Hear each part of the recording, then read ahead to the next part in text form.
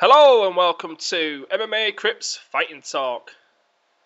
Today's show will be 3 rounds of action featuring Thiago Silva Arrested, CM Punk to Mixed Martial Arts, and finally we'll give our predictions for the UFC Fight Night 36 main event between Gegard Mousasi and Lyoto Machida. Joining me to discuss these topics, Brian Hunt, Derek Love and Tommy Vors. Okay, starting things out in round 1, and some pretty serious news. Former UFC light heavyweight fighter Thiago Silva was arrested on Thursday, the 6th of February, on 2 counts of attempted murder. The charges were reduced to aggravated assault with a deadly weapon on Friday. Silva has been held without bail as he is deemed a risk and a danger to his ex-wife, or current wife, sorry. Brian, give us your thoughts on this crazy story, please. It has a happy ending, in my opinion. For some of this crap we hear in the U.S. with the school shootings and all the other crap that happens here, for no one not to be shot, this is a good story. It could have been so much worse in so many ways, and for this to end right now without a single shot being fired, while it's bad, it's really just a blip, and it's never good for the MMA world that this happens, but with the Olympics going on, I think it's going to mask it from a lot of people, because a lot of people won't notice this, and it's not a good thing, but it could have been so much worse, and I'm just thankful that nobody got hurt in the situation. Derek, give us your thoughts on Thiago Silva getting arrested. Well, I don't even know which story I believe, honestly. I heard first that he went into the gym and he had the gun right in his wife's mouth and was, threatening everybody in the gym. And then I heard he was just sitting in his car honking the horn, and they seen he had a gun, so they called the cops. It did end, probably the best way possible. He's clearly dangerous or something wrong with him. And is it his wife or his ex-wife? It's his wife, but they've been separated for 2 years. Oh, okay. And I don't know, I heard she was sleeping with his coach or something like that. I'm not... Yes, those are the rumors, Derek. Yeah, I don't know. He's going to go to jail. I don't know how long. And yeah, he'll probably end up fighting for Bellator as soon as he gets released, so... Tommy, give us your thoughts on this story. Well, Thiago Silva is a scary guy. So even if there wasn't any weapons at all, he's still a scary guy, and he's a professional fighter. Who's scarier, Tommy? Alex Emelianenko or Thiago Silva? I don't think you could get scarier than Alex Emelianenko. But he's definitely up there. Yeah, Alex holds the crown for sure. Yeah. But the thing with Thiago Silva, he's a professional fighter. He shouldn't, this was a heat of the moment type deal, he's a professional fighter. He should be able to separate his emotions from things like this. Although it would be very hard for him to do. But, I don't know. I mean, it's ended the best way possible with him going to jail, because there's a lot of shootings in America. And thankfully, this didn't get that far. According to official reports, the allegations included putting a gun in his wife's mouth, you mentioned that. Also sending her a text message in which he said, "You are going to die. I am going to hire someone to kill you." It's pretty serious stuff there. The boyfriend called the police apparently, so she's not actually having it's sort of an affair, but she must be seeing Popovich, that's his name. Apparently he called the police and Silva drove off. He was later arrested. Apparently, in detaining him at his address, they had to taser Thiago as he was resisting arrest, so... It just showed you that Brazilian Jiu-Jitsu sucks against gun and mouth technique. It just doesn't work very well. So, I don't think it matters gi or no gi. You fucking have a gun, you're going to lose that fucking match. He's an angry dude. I mean, he's not Alex Caceres inside the cage smiling all the time. And as Tommy said, he's a scary fuck. He's a really scary looking fuck. And until Machida knocked his ass out, and it's like, oh my God, is anybody going to touch this guy? And clearly he's not putting on that Rampage style face when he comes into the cage. This guy always rolls that way. And he rolls this way inside the cage, outside the cage, and the UFC is moving on from him. They have every excuse to move on a couple of issues sooner, and maybe they waited a little bit too long on this, because it'd be much better to say ex-UFC fighter Thiago Silva arrested versus current UFC fighter Thiago Silva arrested. But they need fighters. He's a fighter, but he's a little mental too. Well, Alex has the glow, and obviously Silva has a gun. Derek, what's your thoughts after just hearing what I just read out? The guy's clearly, not mentally stable. I'm just happy no one got hurt and that he's going to be behind bars. Maybe he can straighten himself out a little bit.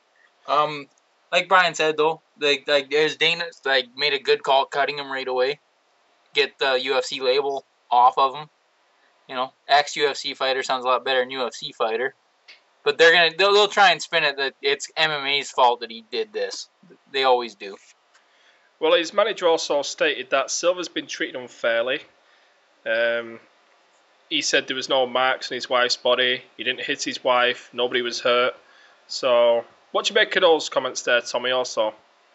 Well, it doesn't matter whether or not his wife wasn't hurt or anything. I mean, he held a gun in her mouth.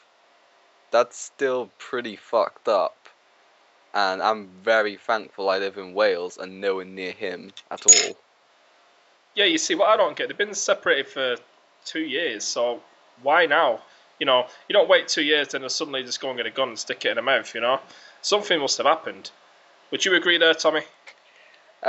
Yeah. Maybe he's just one of those guys that doesn't like to see his ex with someone else. And maybe it just happened recently and he got a bit pissy with it. Well, for those who were wondering where this leaves Silva with the UFC, he has in fact been cut from the roster.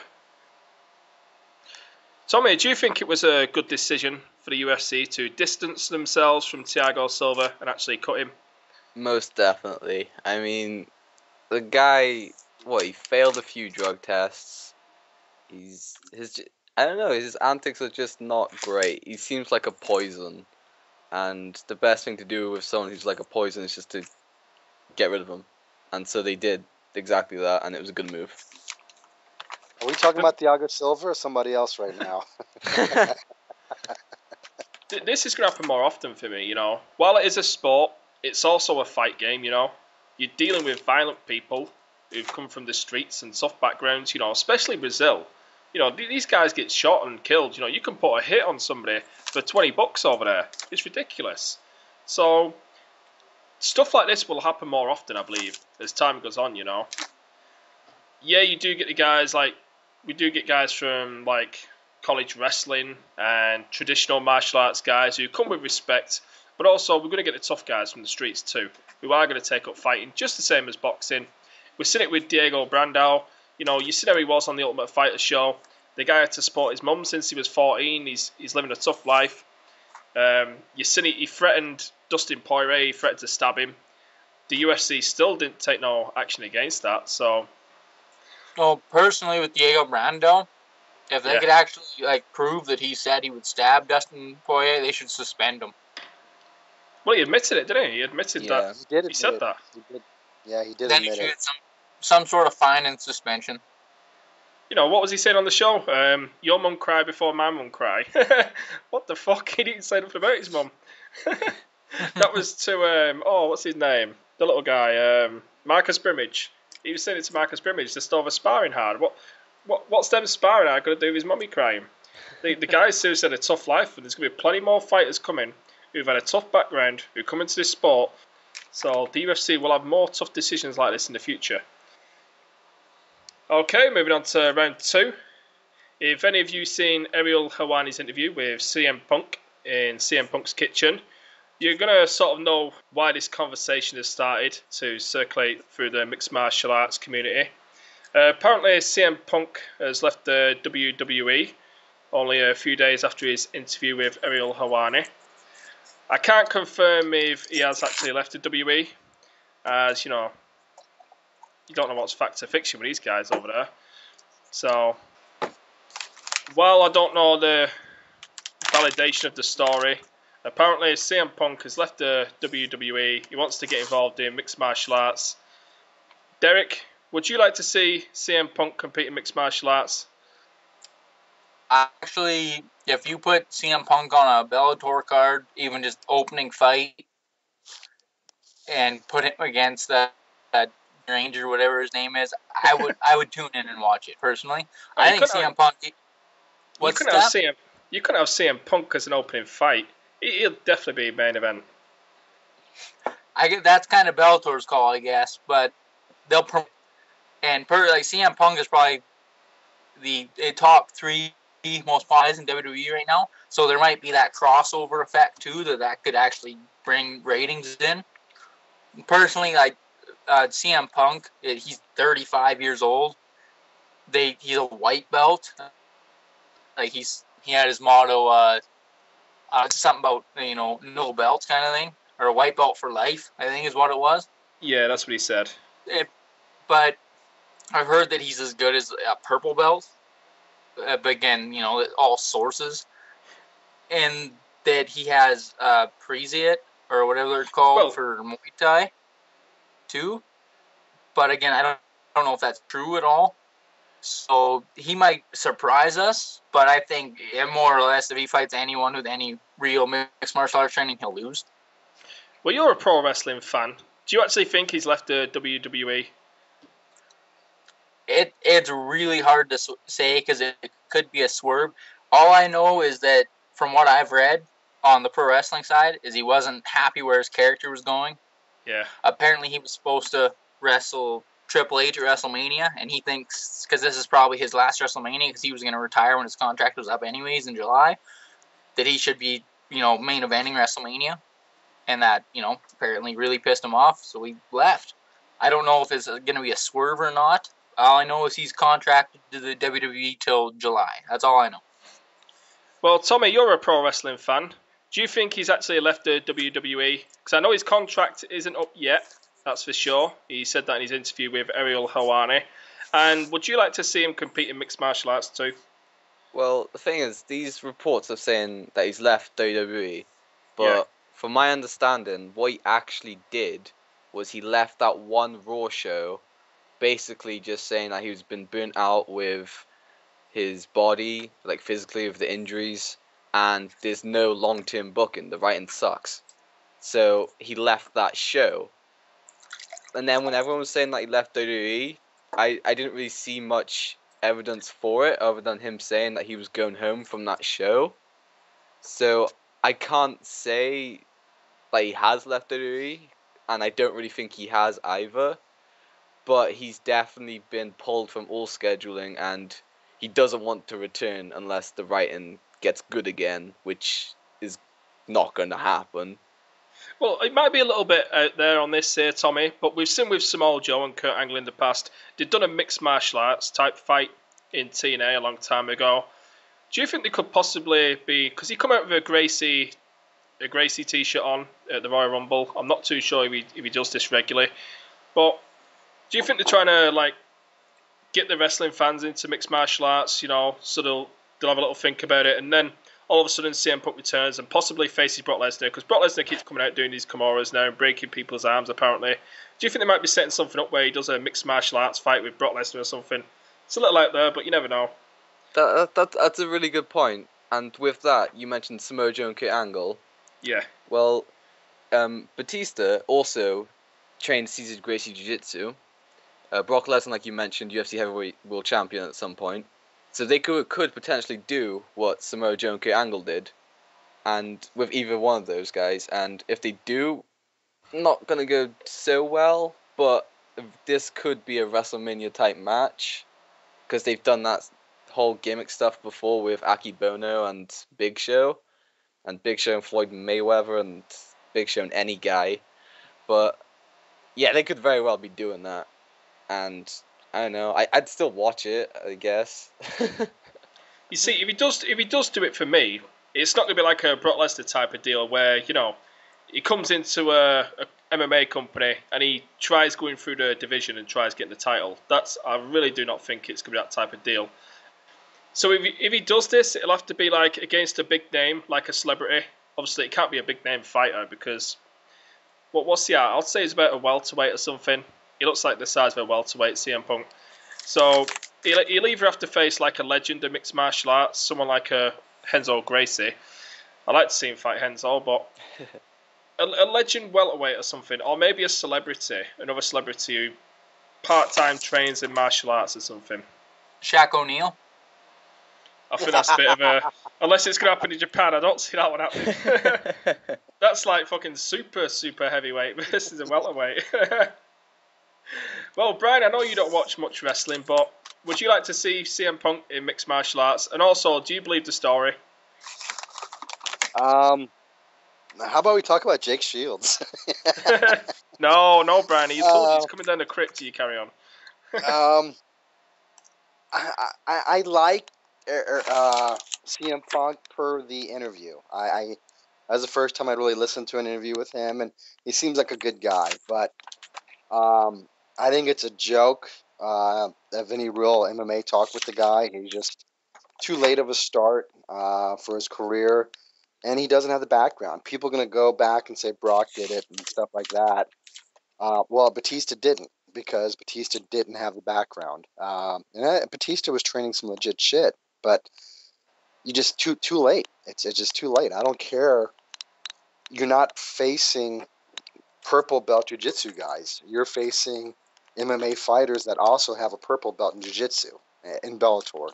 Probably not in the UFC. They're probably all above that. But no, it's nice talk. I mean, he seems like a good guy, but I don't need to see him in a fight, and I don't need to see anything with Power Rangers either. So, unless it's a chick. Was she hot? Did anybody know if she was hot?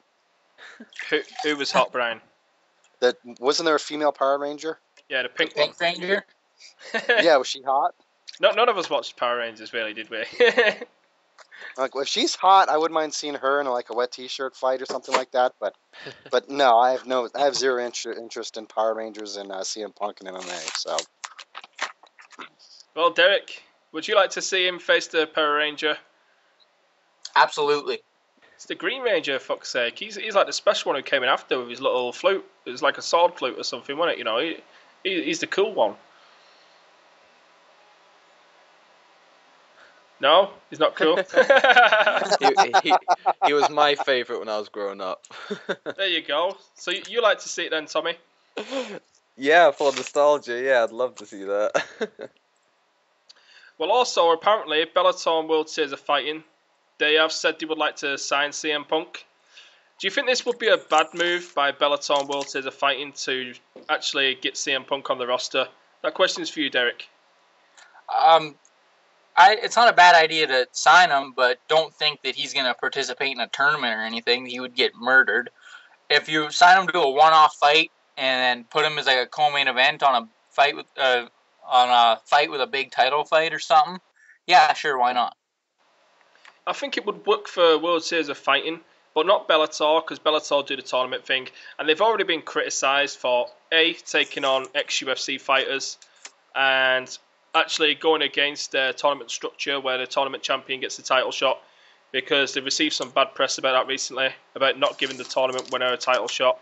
So bringing in Punk at this point in time, I just don't think it would work for Bellator. I think Bellator should just keep bringing in these up-and-coming guys and named fighters. So it would make sense for World Series for me. Brian, do you think it would be a good move by World Series of Fighting and Bellator to bring CM Punk aboard? I think it's probably good for both of them. They help both their numbers. Use it how Strikeforce used Herschel Walker. I mean, it was an interesting thing to see, but that's about it. I probably wouldn't turn it on if I was home and somebody said, "Hey, turn it on." I might notice it, or I'd probably just look for it on the internet afterwards. But No, it wouldn't be a bad move for them. It just keep it out of the UFC talk because that's just silly. I don't think Dana's going to go down that route again. He took a lot of flack off Brock Lesnar. Yeah, and he redeemed himself. Again, people are going to compare that, and Brock had a college level that was crazy, and this guy doesn't have that. So, if they want to bring in another WWE guy that has college credentials like Brock did, sure, absolutely. But wrestling's such a great base for MMA. You mentioned that, Brian. It's actually hard to know what CM Punk is actually good at. We know he trains jiu-jitsu. We don't know what ranking he is. We don't actually know fully how good he is. We know he shows off some kickboxing in his pro wrestling bouts. He kicks the legs and whatnot. What is he? Is he a taekwondo guy? I've heard rumours that he might be taekwondo. No, he has no rank in any real combat sport. So he's nothing. He's an actor. Exactly. Bruce Willis, what's he going to do in the cage? He ain't going to do shit. He's going to have a funny line coming into the cage, and that's it. He's an actor. And it could.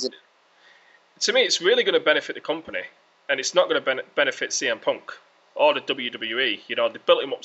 They built him up. What was he, the champion for over a year or something? He had the longest reign as the champion, and he goes over to mixed martial arts, has one fight, might lose and get his ass whooped, and that'll just damage any credentials he's got in pro wrestling. He goes back there, what they're going to do with him? It's a risky move. Like, World Series of Fighting could really benefit from this. So hopefully he's smart enough and sticks to pro wrestling. Tommy, what do you make of the story of World Series of Fighting and Bellator offering to sign CM Punk? Well, I don't think Punk would ever go to MMA. I think he's too smart for that. I think he realizes that he's missed his boat and he'll just get destroyed. But if he goes to sign for Bellator, they will try and get him to get a TNA deal as well, which I know for a fact he'll never sign with TNA because he's got a history with them. And so World Series of Fighting really is the only other option if he did go to MMA. And it would benefit, I think it would benefit Punk as well if they just put him up against a scrub, because then, Punk got one win in MMA, blah, blah, blah, he wins. And it'll benefit World Series of Fighting because it's CM Punk. That's a huge name. So World Series of Fighting really is the only option for him if he does indeed go to MMA. Now, I know for a fact he started out his career early on in TNA. Well, he might not have started, but he certainly was in the early TNA days. Could you elaborate on why you wouldn't sign with TNA? Alright, so basically, he went to this. He was with Raven, the professional wrestler Raven. Yeah. They had some little feud going on, storyline, stuff like that, and he hated how TNA worked. He hated how he only had to wrestle 10-minute matches. He hated the direction of the company. He hated how all the old timers were getting all the show on screen time. He just hated it, and he bumped heads with creative all the time over there. And he even got into a fight with some of the wrestlers because they were doing stuff that just wasn't planned. And so CM Punk basically just said, "No, I'm not doing this." Quit and went and carried on to wrestle in ROH. Okay, moving on to our third and final round. For this round, guys, I will ask you for your quick prediction for the UFC Fight Night 36 main event between Gegard Mousasi and Lyoto Machida. Let's start with you first, Brian. Who are you taking? Machida. I don't see it getting out of 2 rounds. Just Gegard made a career out of fighting lazy, in my opinion. He got tired of making weight, bumped up in weight. He was a really, really good. This is 185, right? That's correct, Brian. Okay, so the fighting. Gegard was a great 185er, but then he got lazy and went to 205. God, am I remembering that correctly? Yeah. No. Okay, then he went up to 205, and he never made an impact at 205, but everybody kept carrying his 185 credentials. It's been forever since he's done anything at 185, so while he was a top guy at 185 back in the day, those are gone. I mean, that is so far gone. He's starting over right now, in my opinion, at 185, and I think Machida is going to just really show how far behind the times Gegard is. So I'm calling knockout second round. Yeah, to me, he had a hard time putting away Latifi in his last fight. He was just working the jab. He was just outboxing him, sort of punishing Latifi in a way. But it's clear to see he just used his reach advantage.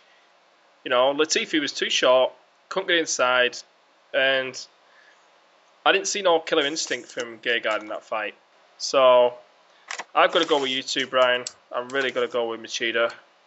The guy's, he's really making the middleweight division exciting for me right now. There was rumours of Shogun going down. I wasn't so excited about Shogun going down. But Machida going down to middleweight, and after he destroyed Munoz with that head kick, that was so beautiful. Munoz is so hard to finish. I know Matt Hamill did the same thing with a head kick, but the guy is not easy to put away. That was impressive. And how quick did he do it? Did you see how ripped he looked too? We know Machida was strong. He was small at light heavyweight. Well, he wasn't small, but he wasn't the biggest at light heavyweight. And he was very strong. He's apparently got a sumo wrestling background too, which, how will that play out? Because he's got a very solid base. We know Gegard, he's good with his judo. That's his main thing, to get the fight to the ground. Can he take Machida down and put Machida on his back? To me, the only way Gegard is going to win this fight is by putting Machida on his back. And I just don't think that's going to happen. Derek, who are you taking in the fight? Gegard Mousasi or Machida? I'll take Lyoto Machida by decision. I was looking up Gegard's stats and whatnot, who he's fought. He's never beat anyone really, impressive to me. But the only stat I was really taking away from it is he's never been KO'd before. And he has fought some guys who have heavy hands. He's a good counter puncher, so he doesn't get hit a lot. I'm gonna say Machida, takes him to decision. Yeah, the only decent win I can really see on his record is Ronald Jacare de Souza.